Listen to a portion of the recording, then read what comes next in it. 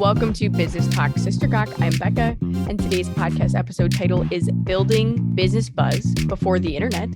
And this is actually part 2, and it is a sequential podcast for these 2 episodes. So go back and listen to the first one because you're going to get to know Aaron Brown, who I'm interviewing today, and get to know also the story of Dottie Power, a business owner from 100 years ago who just civilized almost in a wilderness Wild West town. And thanks so much for being back with me today, Aaron. Thanks, Becca. Thanks for having me. Yeah. Okay. So last we left off, Dottie had been building this business, essentially writing Vogue articles to educate people who are new to the Americas or North America about how to select fashionable clothing for specifically women. And as she was doing this, tell me what happens next. Does this go for a long time before she starts buying her competitor out, or what all happens in that? Well, she ran the Bazaar for almost 10 years in competition with the Itasca Mercantile. So she was a well-established business by the time she just gradually, maybe that's a lesson you can kind of take from her, is that she was playing the long game. Mm-hmm. She wasn't looking to get rich quick, but she was steadily building market share, steadily building the strength of her business, a good staff. I mean, part of the story is that she had a very large staff of experts and people in different departments, different areas, and really kind of built relationships that worked. But she built the business and gradually overtook her competition, and gradually built this really amazing thing. And so I suppose that's one of the things, is that she was always conscious. She was innovative and visionary, but she was also cautious and conservative in some ways in how she didn't take a risk that she didn't feel she needed to take. Mm-hmm. She didn't overextend herself in the process of building this business. And I think that's maybe a lesson we can take today, which is, build slowly and you can still achieve great success. Yeah, so, well, I think purchasing train cars full of fashionable New York clothing is a bit of a risk for most people. And that, keep in mind, that was viewed as the acceptable risk of her equation. And so that actually brings me to a couple of stories I think you're interested in, which is, today, if you were going to do a transaction like that, you would say, geez, I'm going to take a semi truck or a van, and I'm going to go buy bulk clothing. 25% of all the money I have, I'm going to spend on this merchandise, and I'm going to drive it from someplace far, far away to the place where I want it to go. And you just think, of course, about all the things that could go wrong. You get in an accident, you could have a fire or damage, you get, someone could steal stuff. But we think today, like, well, that's okay. I've got some insurance, so put insurance on that. Well, the insurance business was a little different back then. It was a little harder and more expensive to insure certain things. And Dottie went most of her career without the benefit of insurance in her business, which plays into the story in a couple ways. The first prominent was that back in 1914, shortly after she takes over the Itasca Mercantile and merges and makes the Itasca Bazaar, this big successful store in North Hibbing, she experiences one of the worst fires in the village history. Yeah. So it was actually the business next door that started on fire. But these were all wood buildings, and the fire started in a boarding house. And one of the things that this just kind of paints a picture of what the world was like at this time. Miners a lot of them lived in boarding houses. They didn't have families. Most of them came from overseas, and they were living in these boarding houses. Well, they were at this time responsible for buying their own equipment, even buying their own blasting powder and blasting caps for the mining process. And they were considered contractors who were trying to mine as much as possible, because they really just got paid for the amount of ore that they mined, not for the hours that they worked. This was actually a big labor story too, but Yeah, that's for well, another time. we're gonna get into that when we talk Okay, about business we will. tycoons We will. next Then week. maybe next So time. yeah. So, but for this week's purposes, this means that these men sleeping in the boarding house under their bunks have boxes of explosives. Just chilling, no big deal. Yeah, just next to their dirty clothes and boots, Uh-huh. and then a box of TNT or some blasting caps, more likely. The actual explosive material was considered too dangerous to keep around, but the blasting caps were explosive. And so somebody started a oily, of course it's also a time when there's oily rags and barrels laying around and everybody smokes, and so you can imagine that in one of the bar houses in the bottom floor of one of these boarding house, flop house kind of places, fire starts in the back.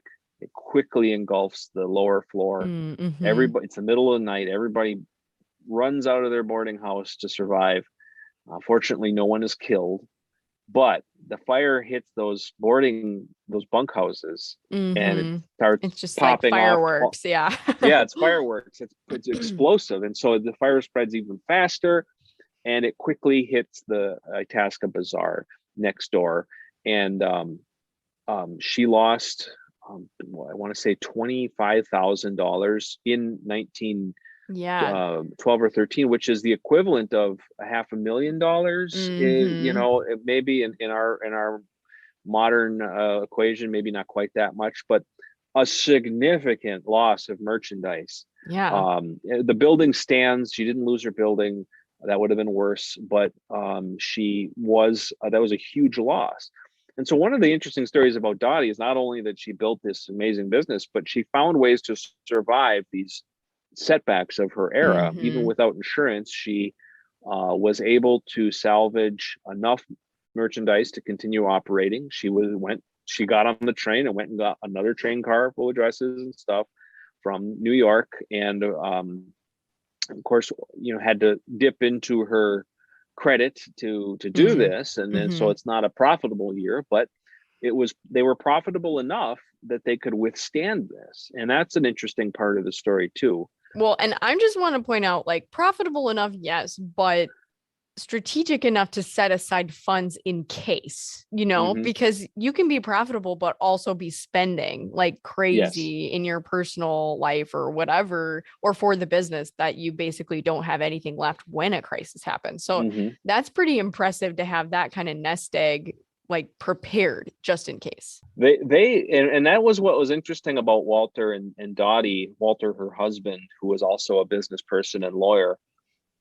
They lived, I won't say sparsely, they lived comfortably, but they lived within their means. They had a nice house in Mm-hmm. when the town moved. They built a nice house, but some of the old houses in Hibbing, some of the fancier ones, and their house wasn't the fanciest house. It was a Mm-hmm. nice house, but not super fancy.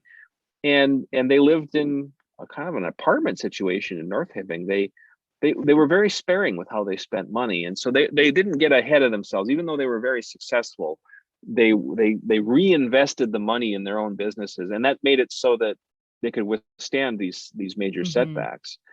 But there was, I think, the other story you might want to hear is how she handled um, things like thefts, and Mm-hmm. um, this, of course, I've been anyone who looking knows the forward to this.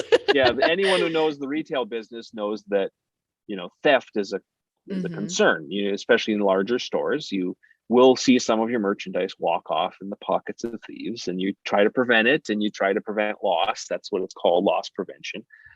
And you might employ security guards, for instance. You might employ locks and protective measures.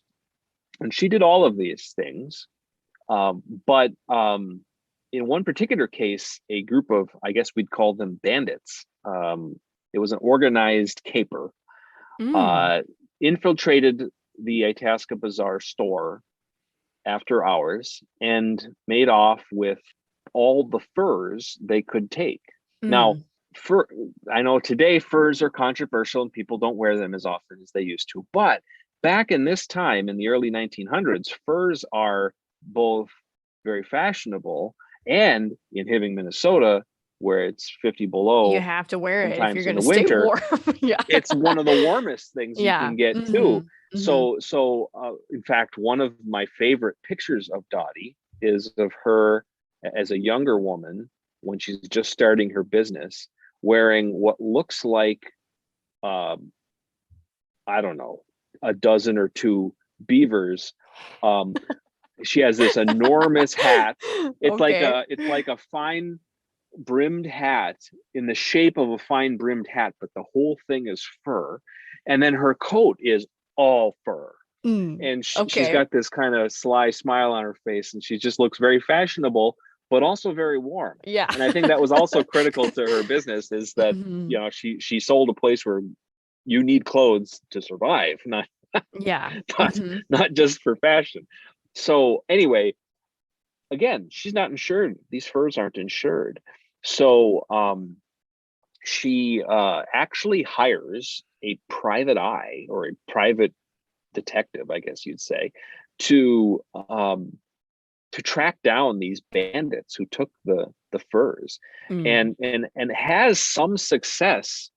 They went down to the cities. Of course, they were trying to resell them and make money, and Mhm. Mhm. and she recovers not all, but most of the furs by hiring her own, her own Pinkertons to Detectives. go, Yeah. detectives to go down and get them back. So just Uh-huh. imagine, like, insurance is too expensive, but when someone steals all my A-list merchandise, I might have to hire, a mercenary to go down and rough up the dudes who took it and Do you get the think that that's furs back. actually what happened, or was it more Well, just like no, it? it wasn't that, but keep in mind, that's the kind of world we live in, where Yeah. you don't know what you're going to run into. And of course, they were working they're working alongside police and the normal authority Mhm. figures, but the police forces, there were all kinds of things going on. This is prohibition, by the way. So um Mhm. so the idea that you drop all of the major cases you've got going on with prohibition just to find this lady's furs. She knew that her case was not going to be a priority for the police Right. department, certainly Right. not in another town. Well, and So keep in mind during this time, isn't this like also how, like, I know people that like their great aunts and uncles or whatever are working for Al Capone during this time, yeah, like in the there's a same lot of area.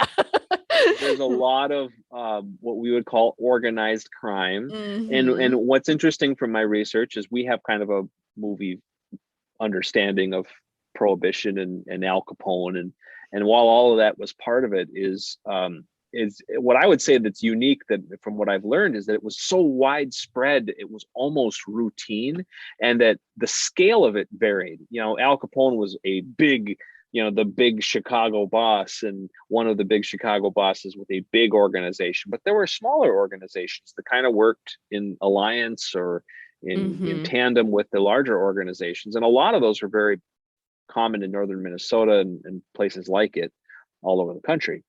And Hmm. so Dottie and her furs was an interesting little sideline for somebody who might normally be hunting up moonshine stills, or maybe somebody who was hired to protect moonshine stills. It's kind of it was all work for Uh-huh. hire at this time, so it was a very interesting time, and there's a lot of moving parts. But just imagine, as a business owner, like I said, loss prevention is, any retail business talks about loss prevention, but to actually have private detectives who hunt down bandits be part of that loss prevention for a local business, a local downtown business, that's pretty Hmm. crazy. But that's the world that Dottie lived in. Yeah. Okay. So, all right. So we kind of have like all of this information on how she grew and everything. Now, where there is a building that was built after the move of Mhm. Hibbing that she was in, and which one is it? Because I want to know. I want to know where it is. Yeah, it's still standing, and it's been over the years. So in the late 30s, later on in the Depression, Dottie retired. She sold her business, which became Montgomery Wards. And so for a lot of people, older people today, they don't they're too young to remember when Dottie Power owned the business. Mm-hmm. And so they think of it as the Montgomery Ward building. They call it the Monkey Wards building because the kids would say it Monkey Wards. Anyway, that's what my mom called it. But it closed as a Montgomery Wards back in, I want to say, the 80s or something. So it is today. The Crown Ballroom is in there, and Okay. there's a look like a little kind of a, I don't know if it's a pawn shop, but there's a few different businesses in there.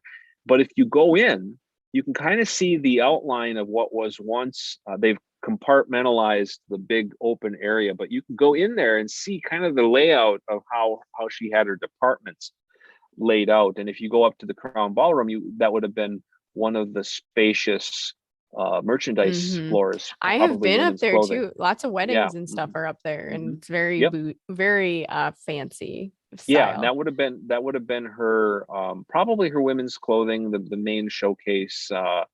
I don't quote me on that. I'd have to check her directory to make certain. But she had, when she moved to South Hibbing and they built that building, they had a grocery store.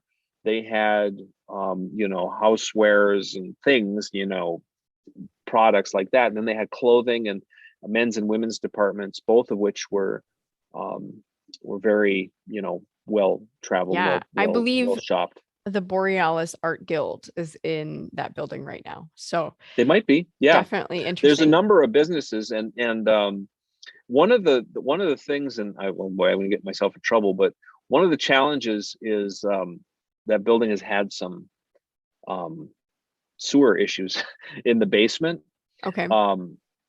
water issues. And actually, that was one of the reasons that Dottie had to sell and retire back in the 30s. And when the mining company, because the mining company built that building for her, she paid for it, but they built it for her as part of their enticement program. Like, we'll build you a building at cost, and then you just have to pay us, and then it's worth it to us that you move, because then the people will want to move and leave the old town. So the mining company built it on spec for her, and then she paid them back. Well, they built it in a way that the sewer capacity wasn't what it was supposed to be. There was something with the hookup deep underneath the building.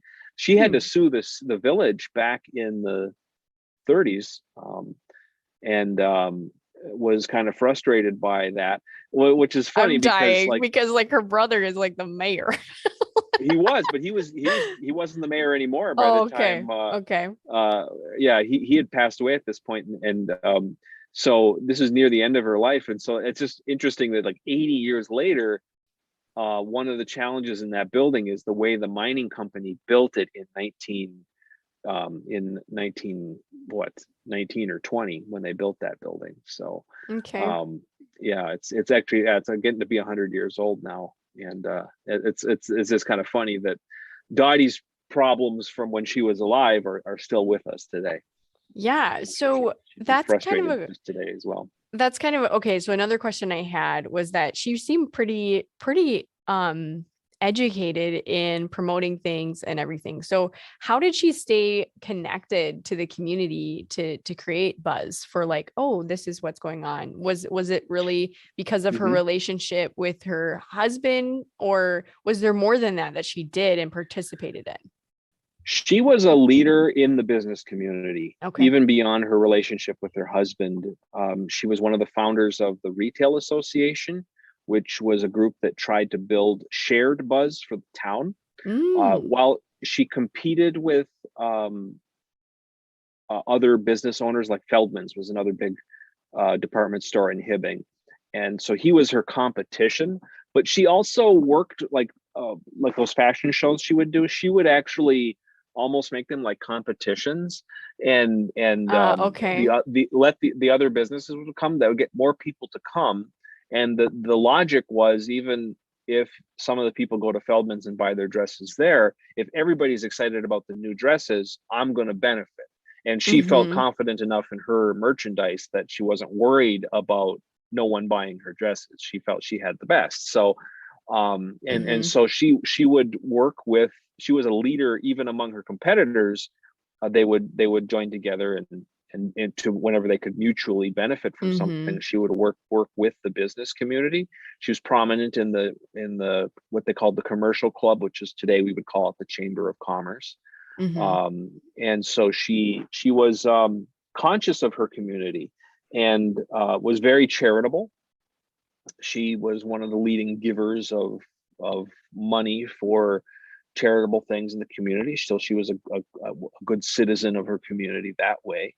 And so she was engaged, on her own.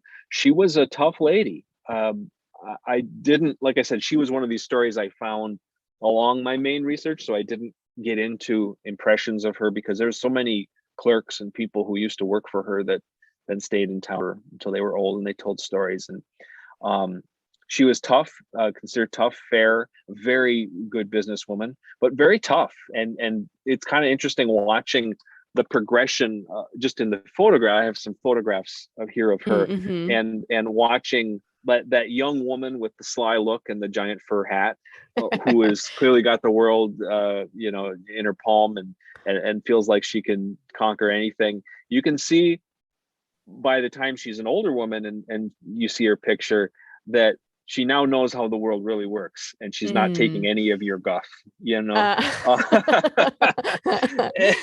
And so it was tough. It was you had to be tough. And when you think about all the things stacked against her as a woman owning her own business in this time, I mean, it's pretty remarkable. And she had to be tough to survive. Right. Well, and that's something like, I mean, that I definitely take away from it is, first of all, like she saw a vision for something in a completely wild west that was never there. And most people probably would have said, you're crazy. Right. And then to go after it consistently throughout setback and setback and setback, to just see that progression in her life is amazing, because I think there's a lot of women today that would say, well, the odds are still stacked against me that I can't do things or whatever. And it's like, but look at this person that took those kind of strategic, calculated risks and surrounded herself with the right kind of relationships to be able to be successful. Because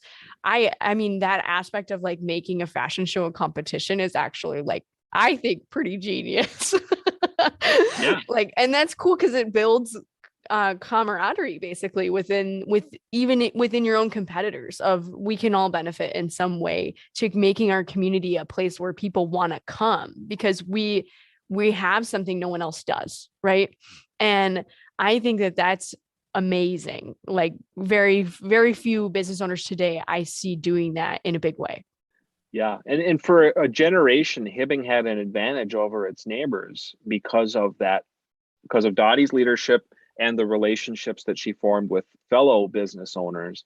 And they all benefited. They all made money. They all did well because of the fact that they all wanted the same thing, which was customers. And if customers are excited to come from nearby towns, even from Duluth, to come and see the things you're doing in this little town in Hibbing, well, then they all benefit. Maybe today the customer buys a dress here or at the other store, but they're buying dresses from somebody, and it all works out in the end if everybody's doing better. And then, of course, coupled with the political story, which is miners finally getting paid a little bit more, being treated a little more fairly, and then having more money to go spend in the community. Yeah. And we're going to get into that a little bit next week. I'm so excited. Yeah. Yeah. So tell me a little bit about the book you're writing and how people can find you. And then we're going to transition to the Gawk portion. Cool. So it's minnesotabrown.com is my website and blog. And @MinnesotaBrown is my handle on Twitter and Facebook. And then if you want to hear more about this story, you definitely want to check out the podcast that Carl Jacob and I did called Power in the Wilderness at powerinthewilderness.com, which will be a book shortly that I have written. And you can also find it on Apple Podcasts, because that is where I listen to it. And that's why Aaron is now on my podcast. That's right. It's how it all comes full circle. Yeah. Okay. Well, I am excited about, talking about what else was going on in Hibbing and kind of the community as a whole. So tell me a little bit about in the Gawk portion about how the way you came into Hibbing and how it was set up with like, because we were just kind of talking beforehand, like, man, like they had paid band members like to play Yeah. music and like all this stuff going on in a time like now. I don't think a city would spring for that. Right. Well, no, they wouldn't, and part of it was the unique circumstances of the time and the laws of the time that allowed that allowed a village like Hibbing to tax its mining interests. Because there was so much money in the ground, even just a tiny little fraction of it became a lot of money for the village to use in ways like having a professional concert band, having luscious, beautiful parks that were full of the finest flowers, greenhouses with tropical flowers and fruits inside them. That just Uh, amazes me. Like, yeah, I you can just, go have a yeah. pineapple. Like, just think about like, yeah, I know we can go buy a pineapple at the grocery store now, and that's not that exciting. But think about in a time in Hibbing when the grocery stores don't have those kind of products, and you can go to the city greenhouse and see pineapples and jasmine Hmm. and these rich exotic kind of plants and fruits growing in your own village. Um and it was pretty amazing. And so that's what made it interesting. And one of the things, because coming to Hibbing, like you said, if you're going to go to Duluth, which was the nearest city that some people might have heard of, Hmm. or even Minneapolis, let's just say, because most people have heard of Minneapolis. You come up from Minneapolis on a train, and you're coming up north to Duluth, and Duluth kind of looks like a city, so you're like, okay, this is a city. Well, let's get on the other train that goes to Hibbing. Well, as soon as you get up the hill to leave Duluth and you're heading north through what was once, recently at this time, an enormous forest of beautiful white pines as big as the sequoias practically out west, is this enormous white pine forest. Well, that's all gone. It's Hmm. nothing but stumps, mud, stumps, nastiness, erosion, running water everywhere, and the roads are impassable. You can when it's dry in the summer, you can take a horse cart up there, but it's just a mess. And you're on this train, and you get to Hibbing, and you actually go through several towns that all look kind of dumpy, and then you get to Hibbing, I love I and love that like the precursor is yeah, very like you're going through all these dumpy towns. unexceptional. Yeah, they have their parks and things, but the parks aren't what you see when the train comes through. The train comes through the depot.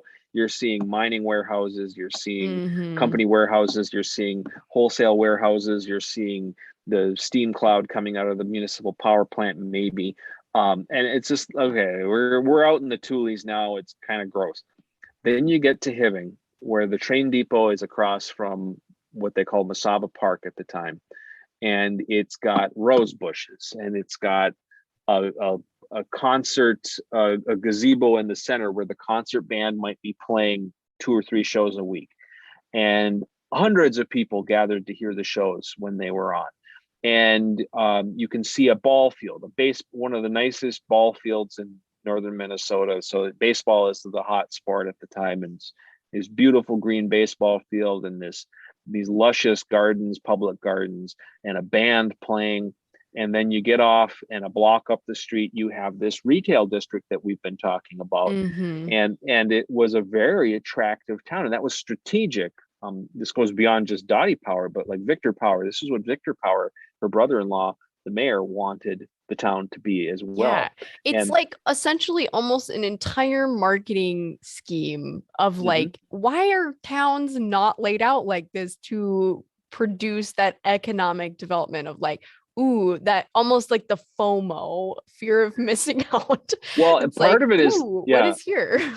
part of it is that you had this universal experience. Everyone came on the train, and so you had this centralized entry point. Hmm. Now, Hmm. now everyone's in their own car, and you drive in on the freeway, which just has a certain look, and you come through the suburbs, quote unquote, but the Hmm. development track, the chain businesses, the gas stations, the stuff along the highway, and you don't get that universal, everyone comes into town the same way, and has this welcome area. You see welcome signs all over. Like, you see the sign for Hibbing is like 5 miles out of town over by the airport, and so you're driving like, oh, Hmm. we're in Hibbing. It's like, we're in Hibbing, we're in It's a bunch Hibbing, of we're in fields and Hibbing. an Yeah. A airport. bunch of fields and industrial stuff, and here's some storage Yeah. containers, and then you finally get to the part that looks like a town, and that's minutes later.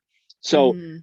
that's one of the reasons it's hard to do. And Hibbing's not unique in that regard. That's typical of a lot of small Right. towns. Mhm. And so it is a way to look back and say, well, if what you want is that wow factor when you get to the town, you got to figure out how people are getting to your town and try to create that shared experience of Mhm. what they're seeing when they get there. Which is so strategic between like everything going on in the town at the time. Like the business people are on the same page, the government's on the same page, like the citizens are on, like, it's just pretty interesting to see how like economic development in the middle of nowhere just like can be completely blow people's minds, like that they're Yeah. not expecting in any way. So this has been such a great podcast. Oh, So thanks. Yeah. thank you for being with me today. I have loved Yeah. it. And Yeah. if you enjoyed this podcast listening to it, you should give it a review on Spotify and tune in next week because we are going to be talking about business tycoons and how they built their wealth in Minnesota.